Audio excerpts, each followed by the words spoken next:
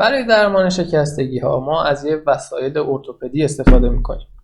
معمولا جنس این وسایل از تیتانیوم یا استینلس استیله.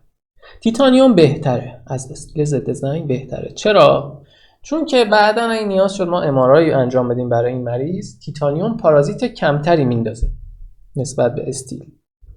نه اینکه استیل کنتراندیکیشن ام‌آرآی باشه ها. استیل پارازیت بیشتری میندازه، هر دوتاشون مجازن توی ام‌آرآی، ولی تیتانیوم پارازیتش کمتره، با بدن همخوانی بیشتری داره، بیشتر شبیه بافت‌ها هست و مقاومت بیشتری هم داره. هیچ دلیلی نداره تا تیتانیوم هست بری سراغ استیل. گفتم که هیچ کدوم از وسایل چه استیل چه تیتانیوم مانع ام‌آرآی نیستن، ولی استیل پارازیتش بیشتره. نباید چند تا جنس مختلف هم استفاده بکنیم. خب حالا انواع وسایل، پیچ داریم، پلاک داریم، نمیدونم کنچر داریم، اینترامدولاری نیل داریم.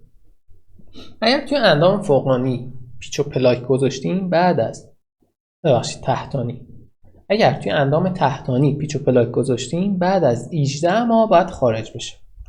پس ما پیچ و پلاک رو توی اندام تحتانی باقی نمیذاریم، بعد از 18 ماه خارج میکنیم. اما در اندام فوقانی میتونه باشه همینجوری، چون وزنی که تحمل نمیکنه میتونه همینجوری اونجا باشه، ولی توی یه سری استثناها بعد توی اندام فوقانی هم پیچ و پلاک خارج بشه که خیلی مهمه.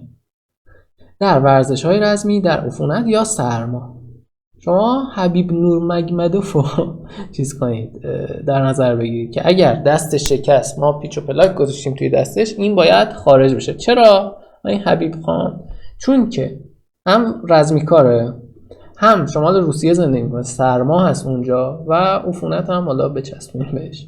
پس حبیب نورمگمدوف اگه دست شکست پیچ و پلاک گذاشتیم باید خارج بشه، بقیه نه، من و شما نه.